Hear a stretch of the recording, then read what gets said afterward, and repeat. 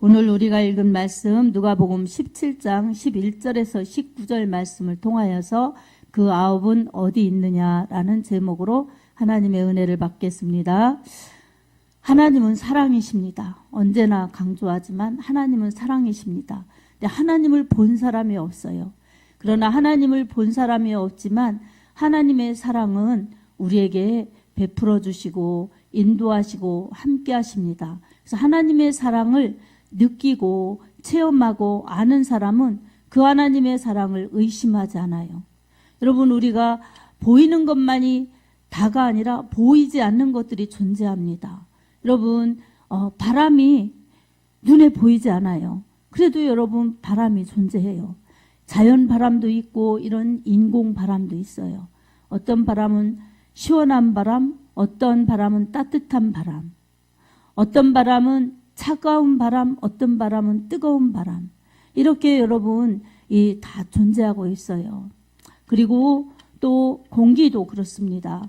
우리가 하루에 숨을 얼마나 쉬는지 우리 자신도 몰라요. 그러나 여러분, 우리가 숨을 들이마실 때마다 새로운 공기가 들어가고 일산화탄소는 나가고, 그래서 우리는 이렇게 이 산소를 마시면서 사는 거예요. 공기가 있기 때문에 가능한 거죠. 여러분, 이렇게 보이지 않아도 존재하고 그리고 꼭 있어야만 우리가 사는 것들이 있습니다.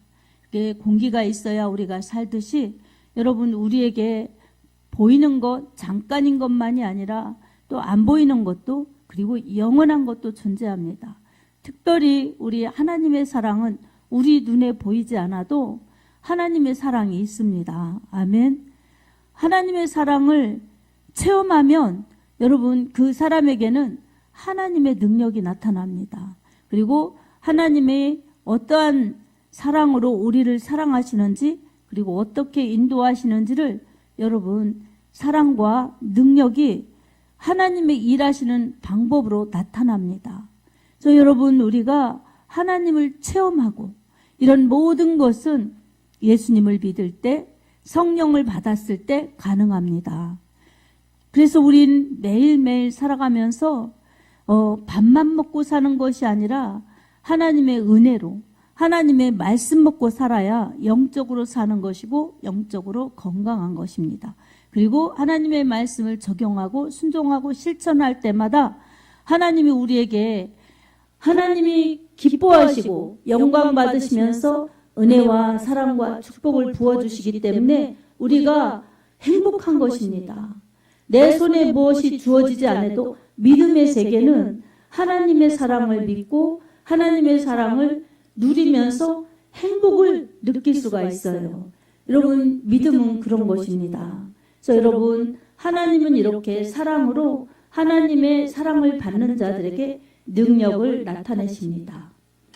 온 인류는 하나님의 사랑을 저버리고 하나님의 뜻을 저버리고 죄악으로 가는 그런 인류가 된 이곳에 바로 하나님은 하나님의 사랑을 독생자 예수 그리스도를 보내주셔서 이렇게 이 땅을 구원하시려고 매맞으시고 찔림받으시고 죽임 당하시면서 하나님이 우리를 사랑하시는 하나님에 대한 사랑을 확증시켜 주셨습니다. 아멘. 그러니 하나님의 사랑이 최고로 정말 값지게 또 진심으로 그리고 절대적으로 나타난 것이 바로 예수 그리스도께서 십자가 달리실 때 그 죽는 순간까지 하나님의 사랑을 우리에게 진하게 보여주셨습니다. 여러분, 우리는 예수님이 십자가 달리실 때 우리가 직접 눈으로 보지 않았지만 마음으로 우리는 믿고 있습니다. 아멘. 그리고 의심하지 않습니다. 이게 바로 십자가의 도요, 구원을 얻는 하나님의 능력입니다. 하나님이 세상을 이처럼 사랑하사 독생자를 주셨으니 이는 저를 믿는 자마다 멸망하지 않고 영생을 얻게 하려 하심이라. 요한복음 3장 16절 말씀, 이 말씀으로 하나님의 사랑 예수 그리스도를 보내주셨습니다. 멸망하지 않고 영생을 얻게 하려 하심이라. 이게 하나님이 예수 그리스도를 보내신 목적이었습니다. 그리고 우리가 예수님을 믿어야 하는 목적입니다. 예수님께서 이렇게 십자가에서 하나님의 사랑을 이루셨고 우리의 죄를 속량하셨습니다. 그래서 바울은 고린도전서 1장 18절에 십자가의 도가 멸망하는 자들에게는 미련한 것이요 구원을 얻는 우리에게는 하나님의 능력이라고 말씀하고 있습니다. 세상 사람들은 하나님의 사랑을 믿지 않아요. 그리고 별로 필요치 않아요. 그러면서 하나님의 사랑을 믿고 예수 그리스도의 십자가 사랑, 그 구원의 유일한 길이신 주님을 믿는 것을 어리석다, 미련하다 이렇게 말하고 있습니다.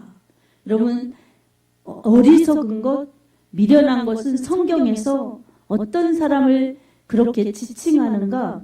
바로 하나님을 믿지 않는 사람을 어리석은 자라고 말하고 있어요.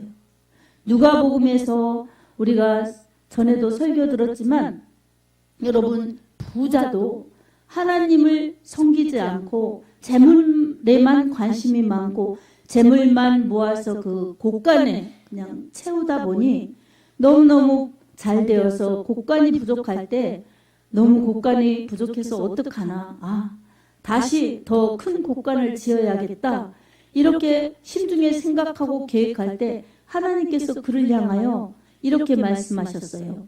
어리석은 자여, 오늘 밤에 내 영혼을 내가 취하면 내 예배한 것이 누구의 것이 되겠느냐.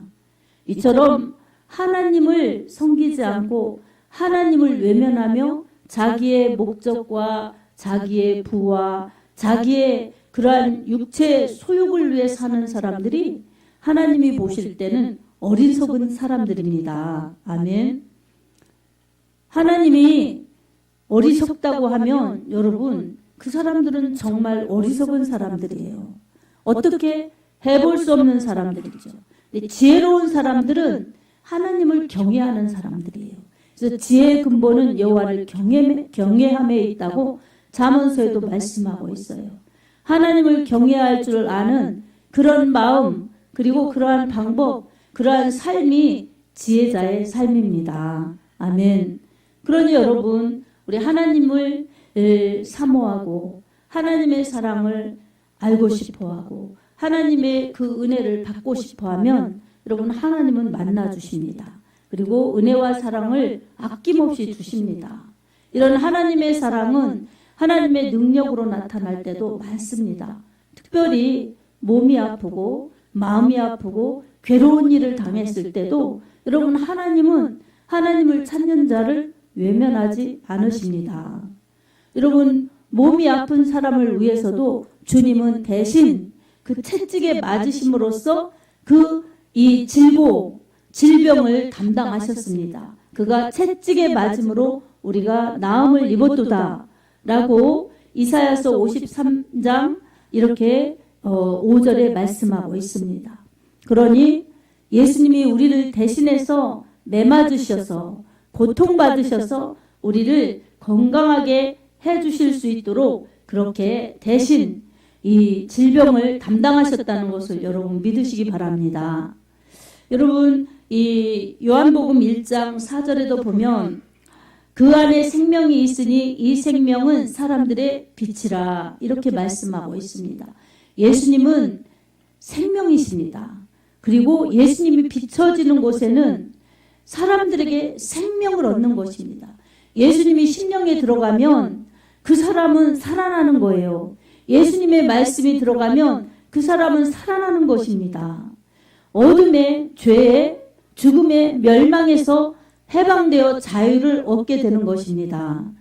여러분, 이처럼 예수는 생명이요 빛이요 또 이 복이요 천국입니다. 예수님을 꼭 붙잡아야 됩니다. 예수님을 꼭 믿고 따라가야 됩니다. 아멘. 아멘. 말라기 4장 2절에도 이렇게 말씀하고 있습니다. 내 이름을 경외하는 너희에게는 의로운 해가 떠올라서 치료하는 광선을 발하리니 너희가 나가서 외양간에서 나온 송아지같이 뛰리라. 이렇게 말씀하고 있습니다. 하나님의 이름을 경외하는 자에게는 의로운 해가 떠오른다는 거예요. 이 의로운 해는 바로 예수님을 말씀하는 것입니다. 빛이신 예수님, 참빛이신 예수님, 큰 빛이신 예수님을 말씀하는 것입니다. 그래서 의로운 해가 떠올라서 치료의 광선을 발하리니, 치료의 광선을 발하여 주시니까 아픈 사람들이 그 빛을 보면 낫는 거예요. 그 빛을 믿으면 낫는 것입니다. 아멘. 그래서 힘든 사람들, 아파서 고생하는 사람들이 외양간에서 나온 송아지같이 뛸 것이라는 것입니다. 여러분, 외양간에서 송아지가 나오면 어떻습니까? 그냥 이리 뛰고 저리 뛰고 아주 그렇지 않습니까? 예. 이처럼 아주 건강하고 그렇게 활기차게 뛸 수 있다는 것입니다. 주님의 치료의 능력입니다. 아멘. 아멘. 그러니 여러분, 우리가 몸이 아플 때나 마음이 아플 때나 근심에 쌓여서 염려에 쌓여서 무기력할 때, 그럴 때 여러분 예수님의 은혜를 더 구해야 될 줄로 믿습니다. 오늘 본문에서 10명의 문둥병자가 예수님이 지나가시는 것을 보고 크게 소리를 질렀어요. 예수 선생님이여 우리를 불쌍히 여기소서, 이렇게 크게 불렀습니다. 예수님께서 지나가다 보시고 이렇게 말씀하셨어요. 가서 너희 몸을 제사장들에게 보이라. 레위기 13장에 말씀하신 내용이에요. 나병 환자, 문둥병자가 생기면 그 사람은 제사장들에게 보이라는 것입니다. 진단받으라는 거예요. 그리고 격리되라는 거예요. 그리고 격리됐다가 나오면 또 가서 제사장들에게 보여서 이제 완전히 나았다고 확증받으면 공동체로 들어가는 그런 내용이 기록되어 있습니다. 예수님께서도 이 격리되었던 사람들 가서 제사장들에게 보이라 말씀하셨어요. 근데 여러분, 이 10명의 문둥병자들이 그렇게 제사장이 있는 곳을 성전이죠. 성전을 향하여 가고 있었습니다. 근데 놀랍게도 이 질병이 그때 가면서 치료되었어요. 깨끗하게 문둥병이 고침받은 것입니다. 아멘. 근데 자기들이 가다가 몸이 달라지는 것을 알고 보니 나은 거예요. 그랬을 때 여러분, 그들의 심정이 어떻겠습니까? 문둥병 걸려서 그냥 몸이 썩어 들어가고 또 손가락 같은 것이 떨어져 나가고 이런 상태에 있는 사람들, 문둥병이 너무나 심각해서 전염되기 때문에 공동체에서 같이 생활할 수가 없었어요. 이 가족들하고도 같이 생활할 수가 없었죠. 근데 원래 이 문둥병자들이 이렇게 격리되어서 사는 것이 이 하나님의 말씀이에요. 하나님께서 공동체를 지키기 위한 그런 방편이죠. 그래서 이들이 이렇게 10명이 모여서 생활하다가 예수님 만나서 치료된 것입니다. 근데 얼마나 여러분 고통스러운 것이 이제 없어졌으니까 얼마나 기뻤겠습니까? 그러니 여러분, 그들이 어떻게 행동했겠습니까? 여러분이 만약 내가 이런 사람이었다면 싹 나섰을 때 제일 먼저 어떻게 행동했을까? 여러분, 이 사람이 어떻게 행동하는가 여기에서 찾아볼 수가 있어요. 근데 9명은 이제 다 집으로 갔는지 일터로 갔는지 9명은 갔지만 이 문둥병 사람 고침받은 1명은 큰 소리로 하나님 앞에 영광을 돌렸어요.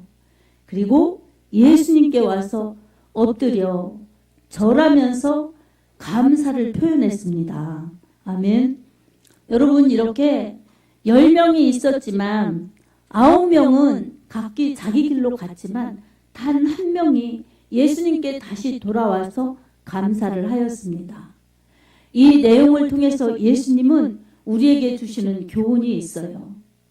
하나님의 은혜를 받고 내 문제를 해결받고 예수님을 통해서 치료받고 해결받고 기도 응답을 받았을 때 정말 얼마나 주님께 감사해야 되는지 감사의 태도, 신앙의 태도를 우리에게 말씀하고 있습니다. 예수님이 말씀하셨어요. 10명이 고침받았는데 그중 9은 어디 있느냐? 이 이방인 사마리아인 외에는 다 9은 어디 있느냐라고 말씀하고 있죠. 여러분 10명의 치료를 받은 사람들 중에 단 한 명만 이렇게 와서 예수님께 감사하였습니다. 이것을 보면 감사가 얼마나 중요한지, 문제 해결을 받았고 은혜로 살면 감사하는 신앙이 얼마나 중요한지를 우리에게 말씀하고 있습니다. 사랑하는 여러분, 이 문둥병자는 고침받고 나서 하나님 앞에 큰 소리로 영광을 돌렸어요. 이것은 하나님이 고쳐주신 것이라고 하나님을 높였습니다. 그리고 예수님에게 달려와서 무릎을 꿇고 엎드려 절하면서 겸손히 예수님의 은혜에 감사하였어요. 여러분, 고침받은 사람들의 심정은 다 같았을 것입니다. 그런데 이렇게 9명은 가족에게로 돌아갔든지 또 자기가 가장 알리고 싶은 사람에게로 돌아갔든지 그리고 자기가 소중하게 여기는 그런 일을 하려고 돌아갔든지 다 나름대로의 이유가 있었을 것입니다. 이 사람들도 주님 앞에 감사하는 마음은 아주 없지 않았을 것입니다. 감사하는 마음이 있었겠죠. 그런데 이 사람들은 감사를 실제적으로 표하지 못했던 것입니다. 특별히 여기에서 우리가 중요하게 여길 것은 이 9명은 유대인이었어요. 유대인들, 아브라함의 후손이죠. 율법을 지키고 그랬던 유대인들의 후예인데 이 한 명은 사마리아인, 이방인이에요. 그리고 유대인들이 잘 상종하지 않는 사람들이에요. 이 역사적인 사건으로 그렇습니다. 남유다와 북이스라엘이 나누어졌을 때 남유다는 다윗의 혈통을 통해서 이어가는 유다 계열이죠. 근데 북이스라엘은 그 외에 지파들이 섞여서 살다가 나중에 BC 722년 아수르의 이 나라가 멸망된 다음에 아수르의 살마네셀 그 왕의 정책으로 혼혈 정책을 해서 이게 아브라함의 후예가 아닌 피가 섞인 거예요. 그러니까 이 정통 유대인들, 이 사람들이 사마리아 사람들과 상종하지 않았던 것입니다. 근데 이 10명의 이 문둥병자들은 사마리아인들과도 개의치 않고 이렇게 힘든 그러한 질병을 가지고 이리 같이 생활했던 것입니다. 그런데 나았을 때는 유대인들이 더 먼저 와서 예수님에게 절하여야 됐음에도 불구하고 이들은 각기 자기 길로 갔던 것입니다. 하나님 택한 선민이라고 우월감을 가졌던 유대인들에게 멸시받고 조롱받고 배척받았던 사마리아인은 도리어 예수님에게 와서 엎드려 감사했던 것입니다. 여러분, 위기 때 보면 그 사람의 신앙과 그 사람의 진가를 알 수 있다고 저는 예전에 제가 섬기던 교회 목사님의 설교를 통해서 들은 적이 있어요. 그래서 저도 2004년에 이 목 골절돼서 투병할 때 그 말씀, 그 예화의 말씀을 기억하면서 제가 인내하면서 보낸 적이 있어요.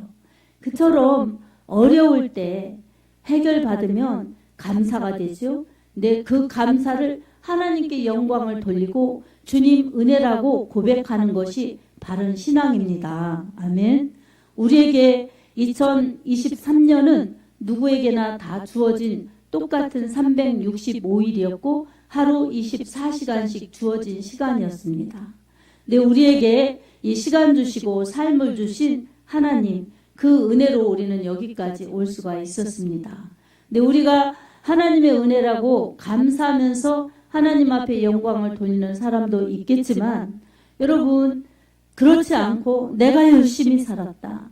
내가 노력했다. 근데 나는 이렇게 이만큼 된 것도 다 나의 노력한 덕분이다. 이렇게 생각하고 산다면 여러분, 그것은 하나님 은혜에 감사하지 못하는 삶입니다. 믿음 없는 삶인 것입니다. 네, 되돌아보면 이런 위기의 시대를 지나고 있음에도 불구하고 여러분, 코로나 전염병이죠. 그리고 경제 불황이죠. 이런 속에서 우리가 이처럼 그래도 부족한 듯하지만 여러분 굶지 않고, 그리고 이 질병이 많은 것 같지만 우리가 이렇게 살아서 예배 드리는 것 너무나 감사하게 생각해야 될 줄로 믿습니다. 아멘. 그리고 하나님 덕분이라고 하나님께 크게 영광을 돌려야 합니다. 그리고 예수님의 은혜라고 예수님께 감사의 고백을 드려야 합니다. 아멘. 이런 우리의 신앙이 바른 태도로 나올 때에 우리는 진정으로 우리 하나님의 이름 앞에 영광을 돌리고 예수님께 감사할 수가 있지요. 이처럼 여러분 우리는 9명 무리처럼 그저 해결받고 자기 바빠서 돌아가는 감사 없는 신앙이 되어서는 안 될 것입니다. 하나님 이름 앞에 감사하고 우리 주님의 은혜를 기억하면서 예수님 이름 앞에 무릎을 꿇고 주님 덕분이라고, 주님이 하셨다고, 주님의 은혜라고 고백하며 감사해야 될 줄로 믿습니다. 아멘. 그렇게 달려갈 때 우리 주님이 우리를 이끌어 주실 것입니다. 여러분 시편 50편 23절에는 감사로 제사를 드리는 자가 나를 영화롭게 하나니 그 행위를 옳게 하는 자에게는 내가 하나님의 구원을 보이리라, 이렇게 말씀하고 있습니다. 감사하는 자가 하나님께 영광이라는 것입니다. 그리고 그 행위를 믿음의 방법으로 하는 사람들에게는 하나님의 구원을 보이겠다고 약속해 주셨습니다.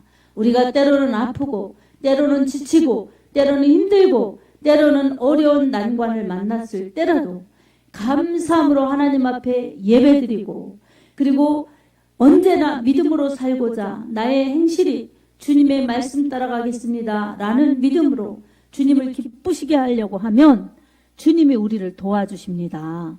주님이 함께 하십니다. 주님이 인도하십니다. 구원의 빛, 생명의 빛, 능력의 빛, 그리고 정말로 은혜의 빛을 비춰주시는 주님께서 우리의 영혼육을 건강하게 하시며 주님을 위해 하나님께 영광을 돌릴 수 있도록 인도하실 것입니다. 그러니 우리는 언제나 하나님께 모든 것을 맡기고 하나님이 도와주신다는 믿음의 확신을 가지고 살아가면서 나의 되어진 일들을 볼 때는 하나님께 영광을 돌리고 우리 주님의 은혜라고 고백하며 나아가야 될 줄로 믿습니다. 또 때로는 내 힘으로 안 되고 때로는 또 어려운 일들을 순간순간 만날 수 있습니다. 그때마다 우리는 우리 주님의 이름을 의지하여서 감사함으로 기도해야 됩니다. 감사함으로 기도할 때에 하늘이 열리고 기도 응답이 있으며 우리의 문제가 해결되고 주님의 뜻을 이룰 수가 있습니다. 빌립보서 4장 6절에서 7절은 이렇게 말씀하고 있습니다. 아무것도 염려하지 말고 다만 모든 일에 기도와 간구로 너희 구할 것을 감사함으로 하나님께 아뢰라. 그리하면 모든 지각에 뛰어난 하나님의 평강이 그리스도 예수 안에서 너희 마음과 생각을 지키시리라. 아멘.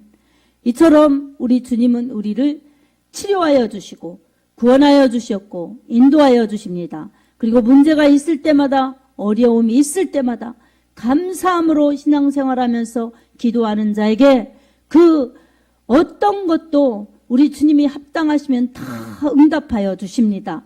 심지어는 마음과 생각, 이것까지도 지켜주십니다. 내가 다른 사람에게 말하지 않아도 내가 생각한 것, 내가 마음먹은 것까지도 주님은 기도 응답과 함께 이루어 주십니다. 사랑하는 성도 여러분, 올해도 여러분 나름대로 예배를 빼먹지 않으려고 예배 지키느라고 내가 싸운 것들이 여러분 각자 있을 것입니다. 그리고 하나님을 사랑하는 것을 내가 빼앗기지 않으려고 그렇게 열심히 지켜온 것들이 있을 것입니다. 주님은 다 알고 계십니다. 그리고 내가 못한 것도 주님은 아시지만 아쉬워하고 부족해하고 또한 죄송해하고 하면서 우리 하나님 덕분이라고, 그래도 이렇게 이만큼 유지할 수 있었던 것 하나님의 은혜라고 고백하면서 예수님에게 감사하시기 바랍니다. 저도 마찬가지입니다. 아쉬운 것 많고 부족하여 하나님 앞에 부끄러운 것도 있고 그렇지만 이만큼 달려오고 이만큼 할 수 있었던 것은 제 힘이 아닌 하나님의 은혜였습니다. 하나님께 영광을 돌립니다. 주님 덕분입니다. 다음에는 더 잘할 수 있도록 도와주십시오. 제가 한번 해보겠습니다. 더 잘할게요. 주님 붙들어 주십시오. 저도 이렇게 제 마음을 그렇게 다잡으면서 예배를, 기도를 또한 이렇게 말씀을 준비하였습니다. 우리에게 늘 함께 하시고 사랑을 베풀어 주시는 신실하신 하나님, 영원하신 하나님, 변함없으신 하나님의 사랑을 믿고 여러분 감사하면서 내년을 더 기대하며 달려가는 믿음의 사람들이 다 되기를 예수님의 이름으로 축복합니다. 아멘.